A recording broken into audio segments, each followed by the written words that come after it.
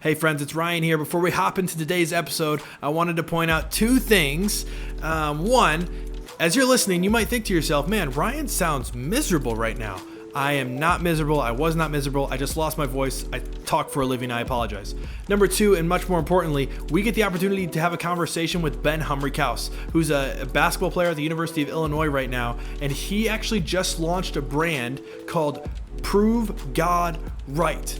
And I want to encourage you, before you dive into today's episode, go check them out on Instagram at Prove God Right. Learn more about the mission that he is on over there in Champaign and across the country to prove God right. Not prove people wrong, but prove God right. I'm so excited for you to tune into today's episode. It's incredible. Hope you enjoy. You know, at least mom will be listening. So if you bring up Counter Stallions, we're just not going to listen to you. Number one is number one. 1,000 miles away from me. Hello and welcome to the Faith Sports Leadership Podcast. My name is Ryan. I'm one of your hosts, and I'm joined as always by my brother and co-host Drew Lutz. Drew, how is Sarasota, Florida treating you today? Beautiful, sunny. Got to hang by the pool a little bit. It was awesome. All right, you suck, man. Indiana's still nice, so that's okay. And today we are excited to be joined by our special guest. And he is a former Indiana high school basketball standout at Tipton High School. He played for a few years at Huntington University in one of the toughest small college conferences in America and played really well, was part of a dynastic run there at Huntington. Transferred to the University of Evansville to play at the Division I level and really came onto the national scene in his year at Evansville, so much so that he has used his COVID year to transfer to Illinois for his last year of college basketball. We are so glad to be joined by our special guest, and I forgot to ask you how to pronounce your last name, but that's okay.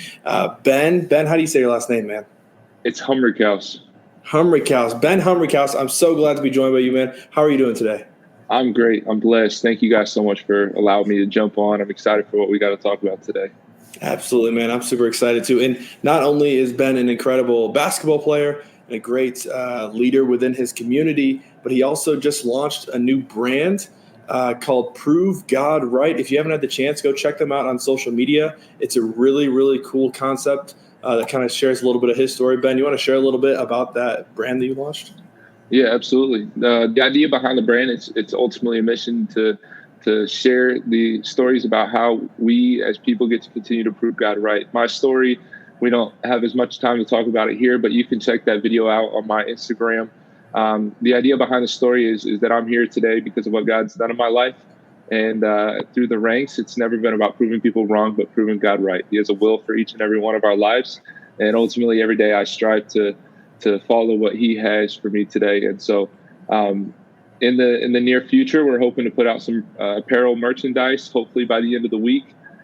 So stay tuned for that. And so that's a little plug about what I'm doing. And I'm extremely excited for how God's going to move in that. That's awesome, man. I'm going to be watching that apparel drop.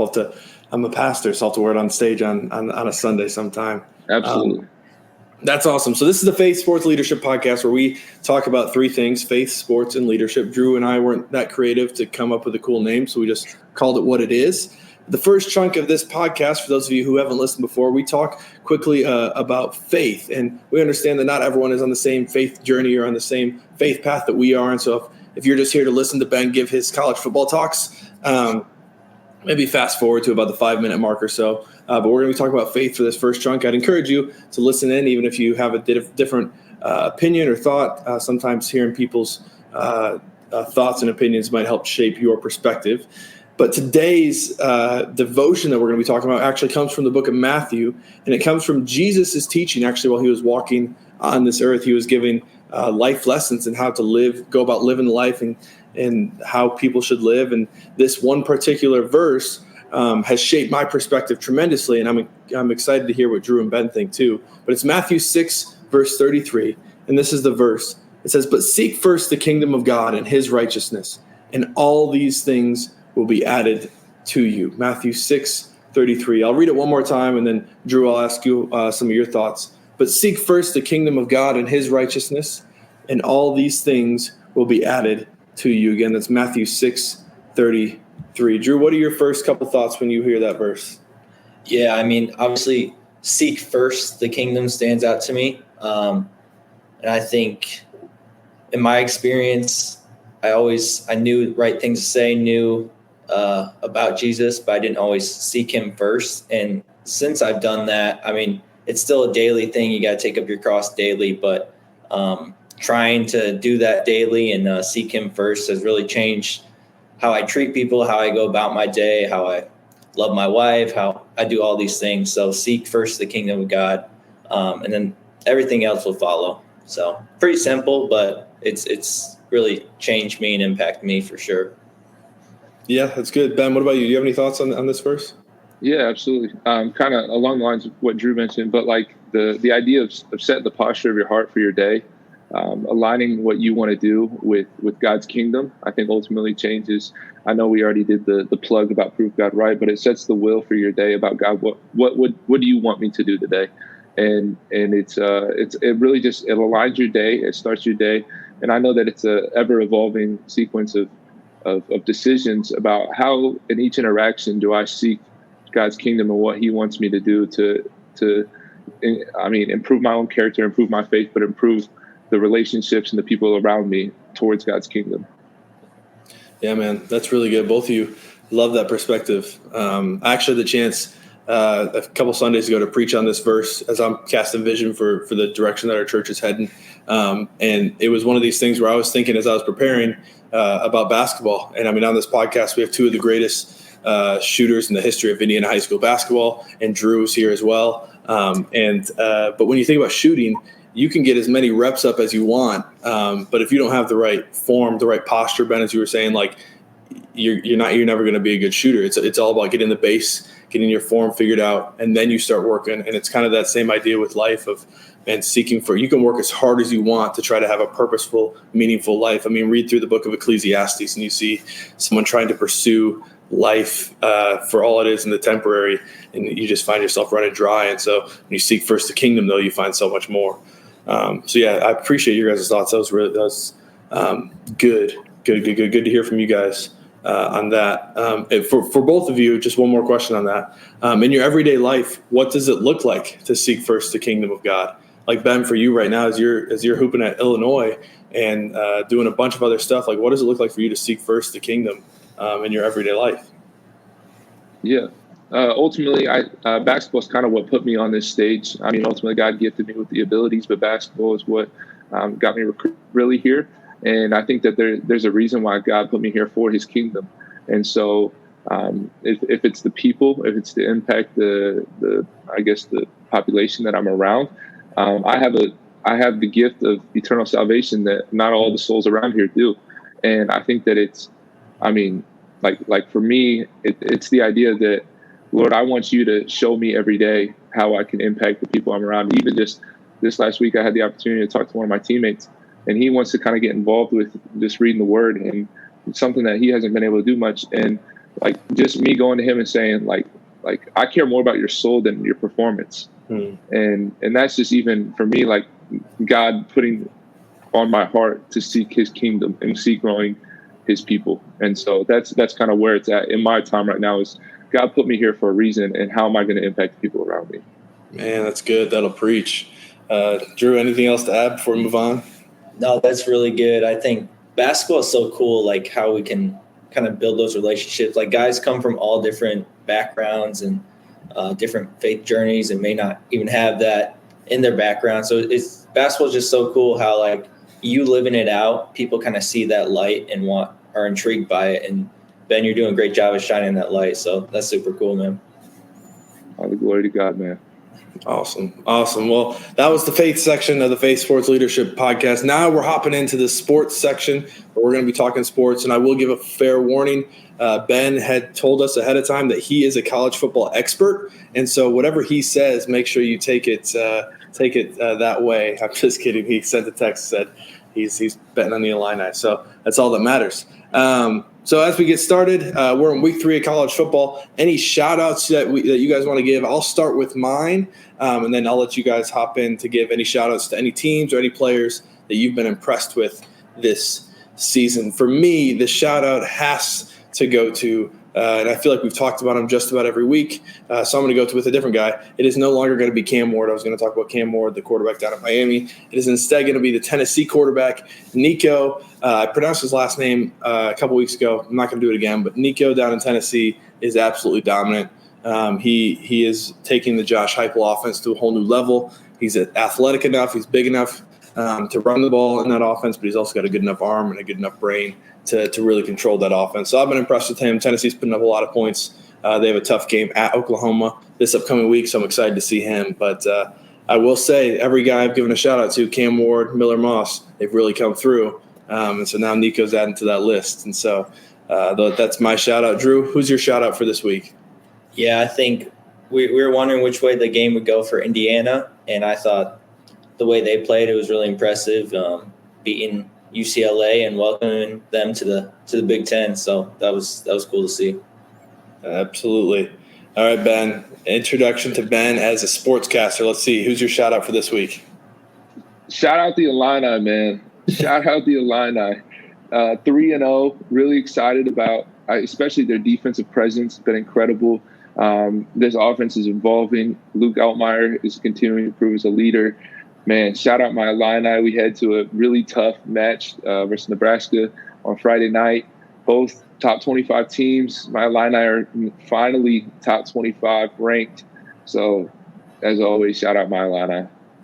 There you go. Can't knock Champaign, man. And heading to Nebraska. How's the campus feeling right now with the football team? It's a basketball school probably. You guys have had a lot of success, but having a good football team is always fun. How's the campus feeling? It's electric. The culture is high. The energy is high. People are excited. We sold out the Kansas game, which was really fun. First time they had done that in maybe 10 years or so. So the atmosphere is electric. People are loving Illinois football right now. So there you go. That brings us to the first game. We're going to our game picks for this week. Drew and I have been keeping track of our records. I'm currently sitting at 11-4. Drew is sitting at 8-7 after a pretty good week last week. Drew got back above 500. But our first game that we're talking about is Friday night in Lincoln, Nebraska, where Nebraska is 8.5-point favorites last time we checked against Illinois.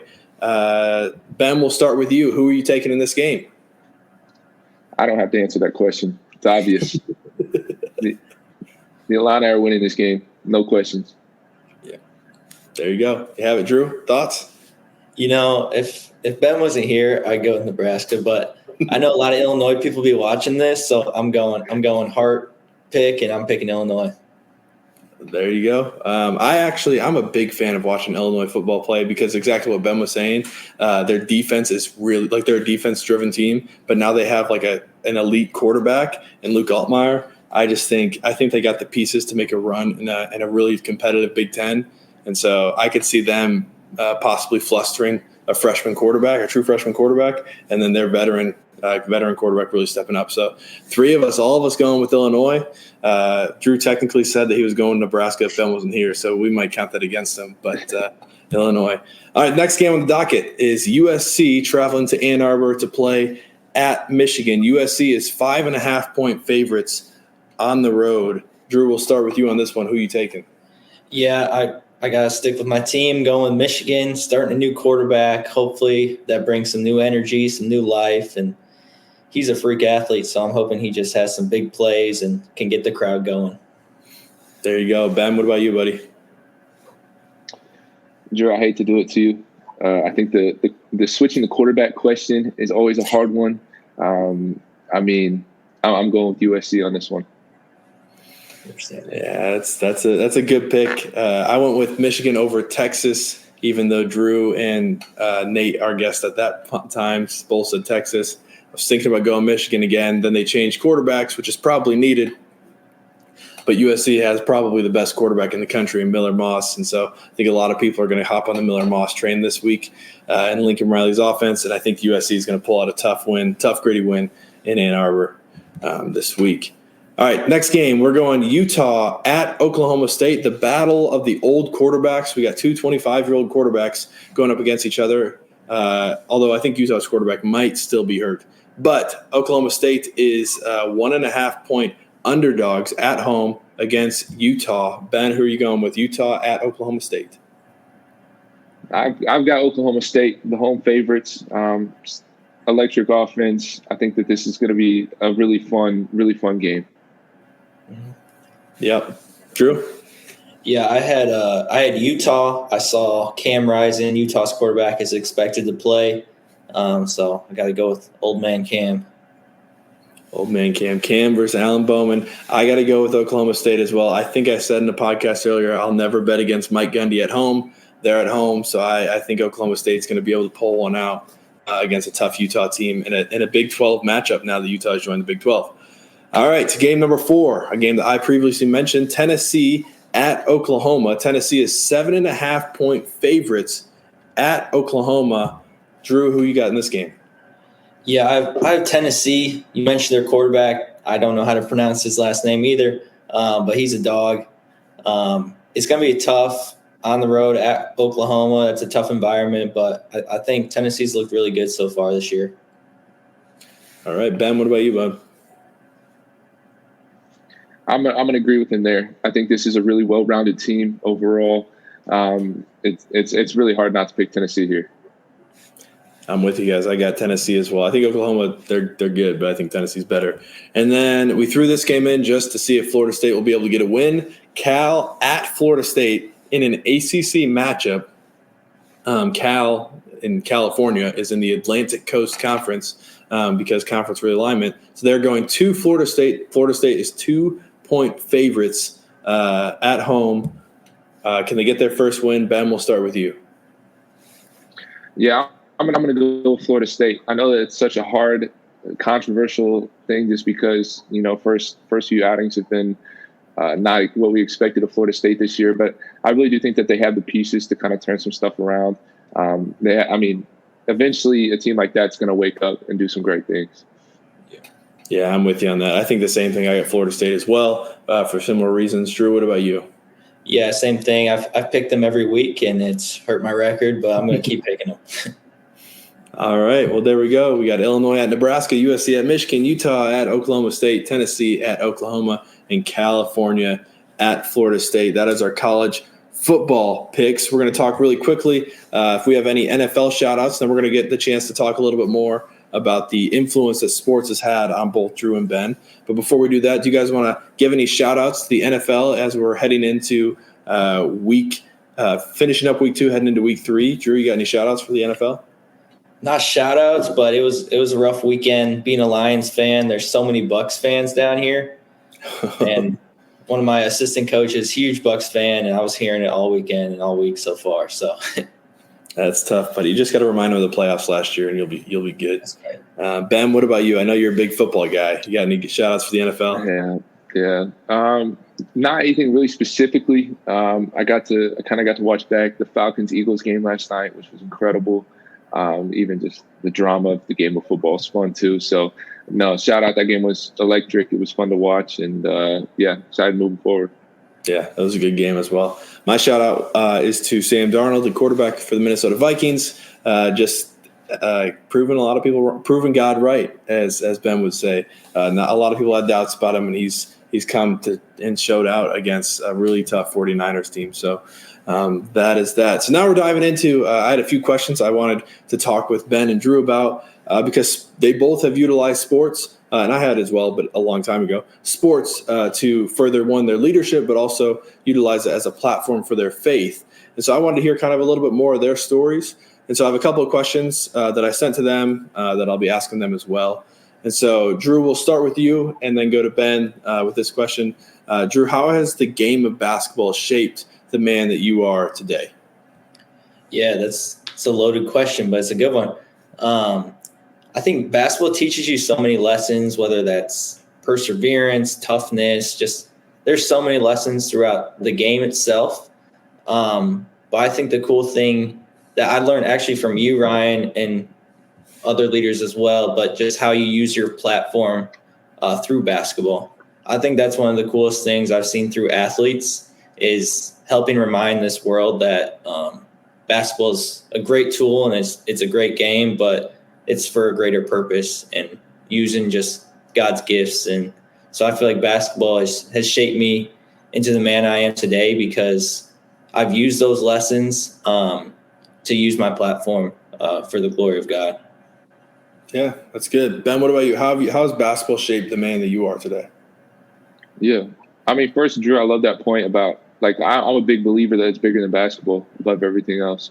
And so I love that you made that point that, like if I'm not doing this for the glory of God and his kingdom and to reach the people, then, I mean, what I'm doing is, I mean, book of Ecclesiastes, like you mentioned, it's meaningless or whatever. So, I mean, even just basketball, the idea of the competitive spirit, I think, transfers to a lot of things in this world. As you start to go into business, I think that people love college athletes just because of how naturally competitive they are in a healthy environment. I think something like that, something like toughness, a lot of people don't understand without the game of sports what it means to kind of just get your butt whooped one day and have to show up and continue to grind. And that's what life really is. I mean, God promises that struggles come, and how can you respond? How can you pivot and react to all the circumstances of today? And so basketball, I mean, is really just, I think, a metaphor for life, ultimately, as it is. And so that's a lot of how it's kind of prepared me for life. Yeah, that's good. It's so true, man. I had the privilege of working in the corporate world for about a year, and you're right. There's nothing quite like sports that prepares you for having a bad day in the office, getting your butt chewed out, really letting the team down, and having to wake up the next day, get back to work, and make up for it, and that type of thing. And so sports really prepares you for that. Next question. I've been kind of diving into studying this idea of we live in a world that's like either or. You're either this or you're that. But yet Jesus so often is both and. He's both lion and the lamb. He's grace and truth, all that stuff. And so in a world that is very either or, Ben, we'll start with you. Man, I apologize. How have you been able to blend both sports and your faith? Yeah. I think the ultimate idea is that faith comes first. I'm not going to compromise my faith for sports, but at the same time, I think that they coexist great just because, I mean, we've kind of mentioned this. I believe God gifted me with the game of basketball, gifted me with my size, my length, my intelligence, just because that's a way that we can show the glory of who God is and his power and his strength. And my Prove God Right story is a lot of how they interact together, that because of basketball, I can glorify God and I get the opportunity to see people. And so a lot of people struggle with basketball being an idol in their life. And I think that if you have the right heart posture and a right perspective on God gave me this opportunity to glorify his kingdom, then ultimately I should chase this with everything that I have, giving him the glory in the end. Yeah, that's good, man. That's really good. Drew, anything to add? Yeah, no, that was really good. I think, honestly, stepping back from not playing anymore, it's almost weird to see how much it's easy to get caught into all that. So it's awesome to see your perspective on that. I was able towards the end of my career kind of have that perspective. I know early in my career especially I would get caught up in that, and that would cause for lots of ups and downs. But when you have that heart posture, it's more steady days. It's not easy all the time, but definitely when you have that foundation and that heart posture that you are having, it's helps a lot for sure. Absolutely. And Ben, I'll just tell you, man, as knowing you as a Big Ten college basketball player, it's really encouraging to hear someone like you with the talent that you have, the platform that you have the perspective that you have as well. I believe that a revival is coming to our country, and it is going to be led by a lot of really influential student athletes. And you're seeing it on the campus of Ohio State. You're seeing it all across the country down south. And and people it's because people like you, Ben, that are deciding to utilize their platform. So that's really encouraging, man. For you, what advice would you give to a young athlete right now? Maybe a kid who's in middle school or high school, wanting to strive for greatness and be the best that they can be, but also not wanting to compromise in their faith. What advice would you have? We mentioned it earlier, seek first. See what God has for you today. I think we get so caught up into the end journey. I think that so much of it is God giving my daily bread today. Mm-hmm. And with everything, chase the Lord with all your heart, lean not on your understanding and all, and I think so much of what I sat down with a kid the other day and I told him, your faith is number one, and everything else after that, if it's in the Lord's will that you will become a great basketball player, he will get you there. And it comes with hard work. It comes with perseverance. And I know that a lot of kids just love to play the game and love to chase it.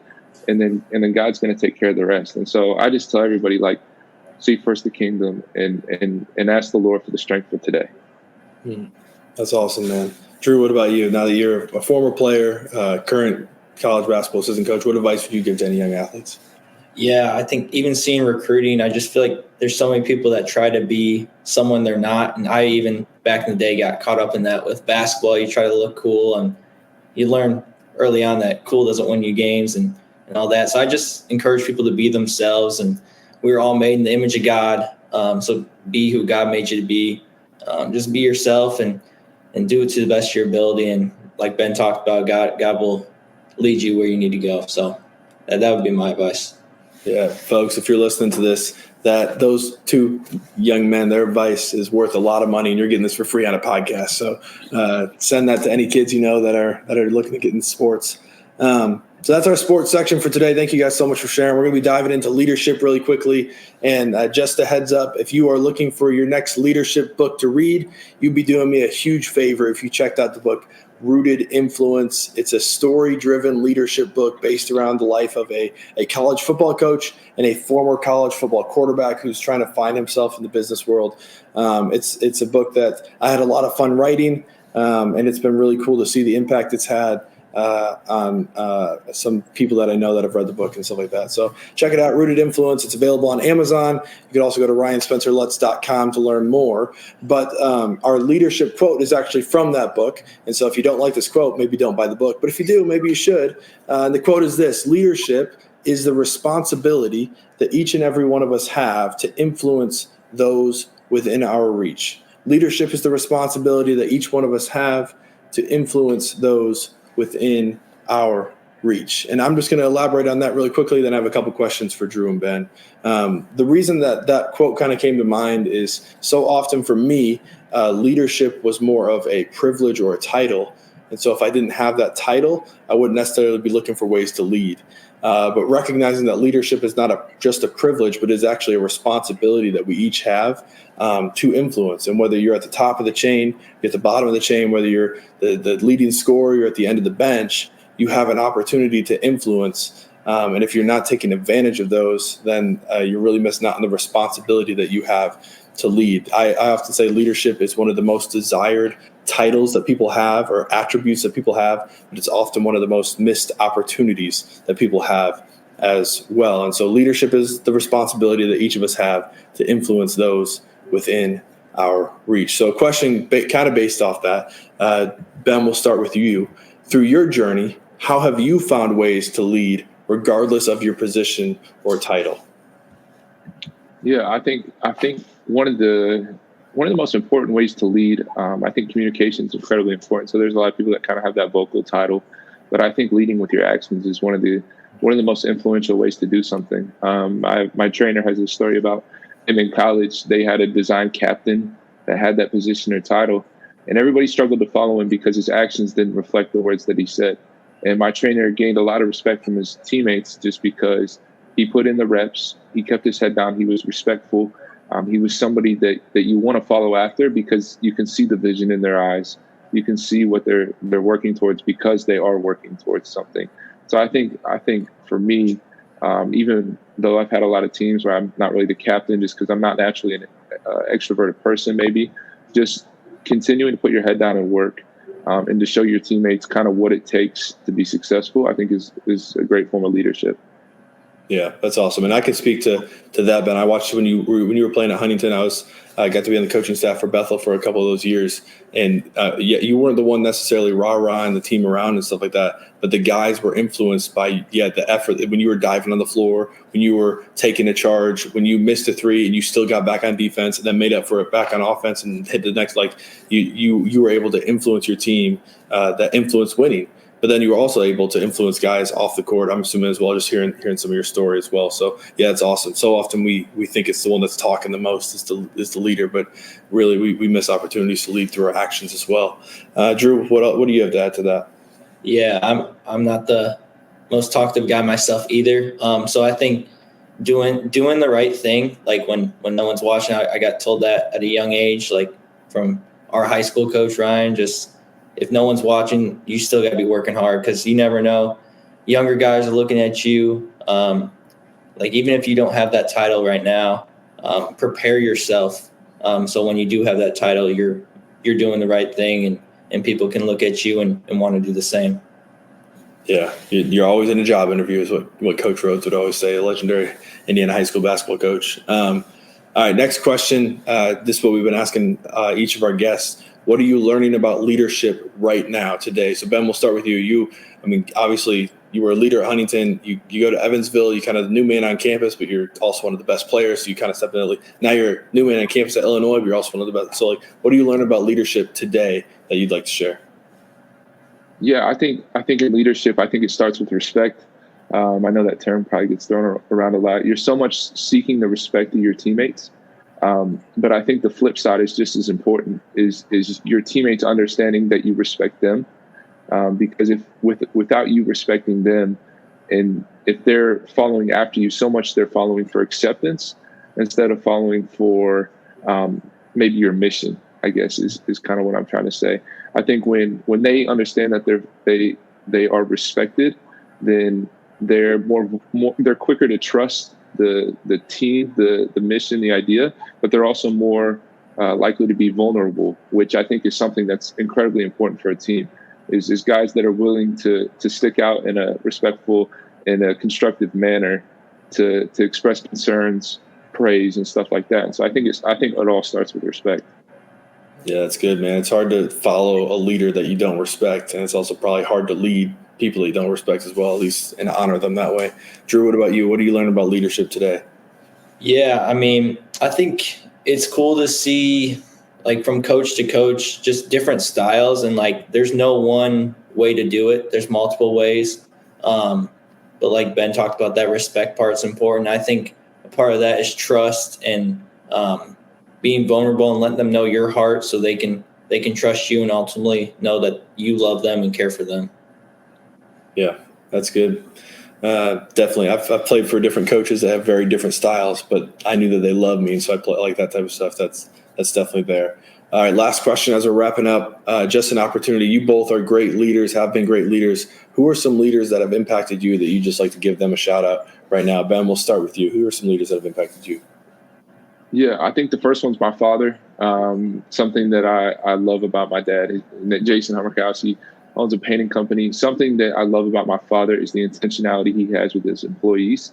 Kind of back to my point about respect. It's one of those people that when you really care about somebody, you can have them jump on board with you. And so he's been one of those people. I had a coach in high school, Lou Lefebvre, who was kind of at the time had systems in place that weren't the most trendy, and not a lot of people loved them. But one of the things that I loved about him as a leader was his authenticity, and that he was a great leader because he stuck a lot to what he believed. And I think he had a system in place that proved success, and he wasn't willing to change because of politics or because of acceptance, but I think he was just an authentic dude. Yeah, that's good, man. Authenticity. I'm learning as I'm a young pastor, lead pastor at a church. Sometimes the best thing that I can do is not try to bolster myself up, but be as authentic and as real as possible. And people tend to respect that and trust that more as a leader. That's good. Awesome. Shout out to those two people. Drew, what about you? Who are some leaders? Yeah, I want to start with our dad. Obviously, he's going through chemo right now, and just how he's handling that and having it each day as an opportunity, as he would say, to bring glory to God and tell people about Jesus. It's been cool. Like, I'll call him almost every day, and he gives me encouragement and fills my cup for the day. And so it's been awesome to see how he's handling this. And then also our mom, just seeing how strong she's been with taking care of Dad and all the appointments. But both of them throughout our whole lives have just been really great examples for us. And you were another one, but we don't need to talk about you too much. I was also going to say Coach Steve Draven at Bethel was great for me. He did different leadership groups and put me in situations where I had to step out of my comfort zone. So he was really good for me as well. Yeah, that's good. Well, Drew's clearly getting better Christmas presents than I am since he shouted out both of our parents in the podcast. Thanks for that, buddy. One shout out I wanted to make, someone that shifted my perspective on leadership completely. LaFonso Ellis, who was a star at the University of Notre Dame for basketball, played for the Denver Nuggets, all-rookie team, all-star, all that stuff in the NBA, came and was a volunteer assistant coach while I was playing at Bethel. And his first practice that he was there, I'm just thinking there's this 6'9" guy, played in the NBA, I've looked up to my whole life. He's standing right next to me on the sideline. We're going through practice and all that stuff. And next thing I know, someone dives on the floor, and we're sweaty, obviously. And Fonz literally runs over with a towel, gets down on his knees, and is wiping sweat up off the floor.